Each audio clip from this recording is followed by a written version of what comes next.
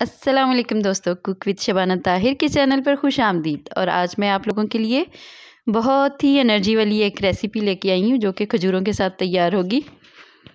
ये मेरे पास खुश्क खजूरें थी तो इसमें मैंने 1 गिलास भर के पानी का डाला है और इसको मैं थोड़ी देर पकाऊंगी ताकि ये नरम हो जाए। गुठलियाँ इसके अंदर से मैंने निकाल दी हुई हैं।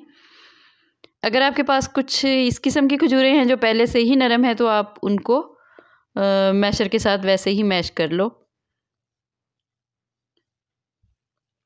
बिल्कुल स्मूथ सा पेस्ट नहीं बनाना है आपने, थोड़े थोड़े इसमें चंक्स बाकी रहने चाहिए, वो मुंह में आते हुए अच्छे लगेंगे।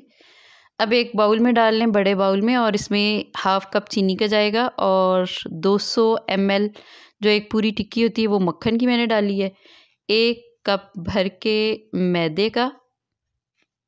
अब इसमें जाएगा 1 टेबल स्पून जो होता है वो बेकिंग पाउडर का, और बेकिंग सोडा जो होता है वो टीस्पून जाएगा।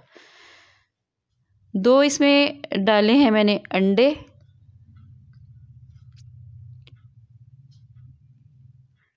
अब अगर आपके पास बीटर नहीं है तो आप इसको इसी तरह से चम्मच के साथ अच्छी तरह से मिक्स कर लें।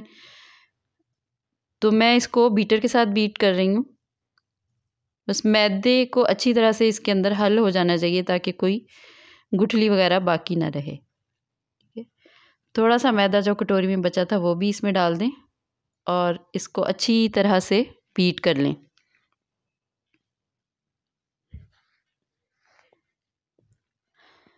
खजूरों में मुकम्मल ग़िज़ाइयत होती है। आप 2 खजूरें खाएं और 1 गिलास दूध पिएं तो फुल एनर्जी। अब ट्रे को आप ग्रीस कर लें ऑयल के साथ और ये सारा मटेरियल इसमें डाल दें। खुशबू के लिए मैंने वनीला एसेंस के 3 ड्रॉप्स डालें जो शायद मैंने पहले आपको दिखाया नहीं। अब इसको अच्छी तरह से हिला के इसकी एयर वगैरह निकाल दें और सतह बराबर कर लें और इसको पतीले के अंदर रख दें। ऊपर जो मुन्ना सा सुराख है वो भी मैंने बंद कर दिया है ताकि हीट ज़ाया ना हो। अच्छा, 10 मिनट के बाद आपको इसके अंदर झांकना ज़रूर पड़ेगा ताकि देख लें आप। अगर आपका केक फूलना शुरू हो गया है तो ठीक है, वरना आप इसकी आंच थोड़ी सी तेज़ कर दें। तकरीबन 20 मिनट लगे हैं हमें ये केक बेक करने में। देखने में शक्ल ही उसकी लगती है कि पक गया है, फिर भी मैं इसमें टूथपिक डालकर इसको चेक कर लेती हूँ सेंटर में। तो केक तैयार हो गया है। अब इसको निकाल लें और साइडों से किनारों के ऊपर छुरी की मदद से इसको किनारे इसके अलग कर लें और प्लेट के अंदर इसको उलट लें। वाओ, नीचे से भी देखिए कितना मज़े का इसका कलर आया है और बिल्कुल सॉफ्ट है। अब इसकी टॉपिंग तैयार कर लेते हैं। तो एक जो 100 ग्राम की क्रीम है मैंने ली है और इसमें हाफ़ कटोरी मैंने शक्कर की डाली है। आप क्रीम ज़्यादा भी कर सकते हो, 200 ml का वो जो होता है डिब्बा वो भी डाल सकते हो आप, जितनी आपको पसंद है। ठीक है, कम या ज़्यादा इसकी मिकदार कर सकते हो, लेकिन आपको मुसलसल इसमें चम्मच चलाते रहना पड़ेगा ताकि वो नीचे इसके पेंदे में ना लगे। अब ये सारी टॉपिंग जाएगी इसके ऊपर और थोड़ा सा मैंने पिस्ता भी टॉपिंग के अंदर शामिल किया। अब बाकी नट्स थोड़ा थोड़ा मोटा कूट के उसके साथ इसको डेकोरेट कर लें।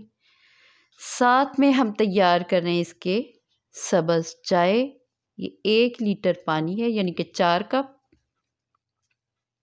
इसमें 2 चम्मच भर के मैंने पत्ती के डाले हैं और 3 अदद इलायची। इसके अलावा आप दालचीनी और बादिया खताई भी डाल सकते हो, लेकिन हमने इसमें नहीं डाली। अच्छा, इसका बेहतर तरीका ये है कि आप इसको तकरीबन आधे पौने घंटे तक इसको हल्की आंच पे पकाएं और इसको फेंट के इसका कलर निकालें। लेकिन कलर ना भी निकले तो आप इसमें चुपके से रेड कलर डाल सकते हो। अच्छा, दूध को हमने थोड़ा सा गाढ़ा कर लिया है और इसमें 1 चुटकी नमक की डाली है।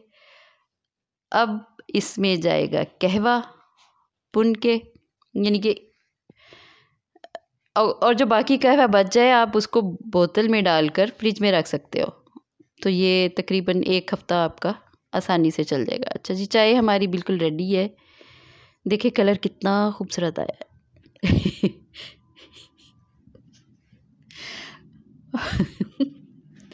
अब इसमें पिस्ता डालें। देखिए जी, कलर का इसमें कोई ताल्लुक नहीं होता जायके के साथ। दोनों चीज़ें हमारी बिल्कुल तैयार हैं। Happy new year. और चैनल पसंद आया तो सब्सक्राइब कीजिए, लाइक कीजिए, शेयर कीजिए, दुआओं में याद रखिए। अल्लाह हाफ़िज़।